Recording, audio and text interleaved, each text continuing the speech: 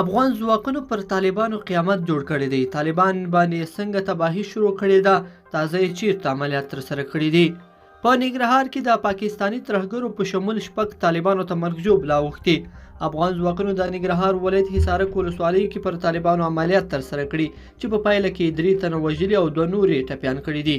دغه راز بیا د اچین ولسوالۍ په عبدالخیلو سیمو کې یو پاکستاني ترهګر د خپل مین په چاودنه کې وژل شوی دی.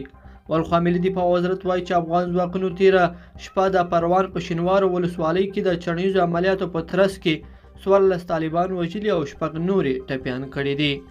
ولخوا په بل راپور کې ملي دفاع وزارت وایي چې افغان ځواکونو تیره ورځ د اروزګان مرکز ترینکوټ کې پر طالبانو هوایي برید کړی دی چې پکې 8 تنه یې وژلي دي او 4 نور یې ټپیان کړي دي. دغه راز افغان ځواکونو په یاد هوایي برید کې د طالبانو 4 پټنځایونه هم له منځه وړي دي.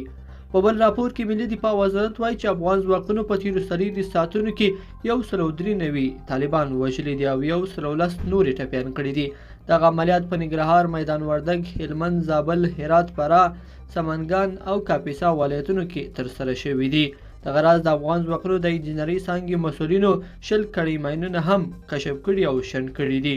په بل راپور کې ملي دفاع وزارت وایي چې افغان ځواکونو تیره ورځ د کندهار په پنجوایي، غورک، خاکریزو او ژړۍ ولسوالیو کې پر طالبانو هوایي بریدونه کړي چې په پایله کې 50 طالبان وژلي او 11 نور ټپیان کړي دي.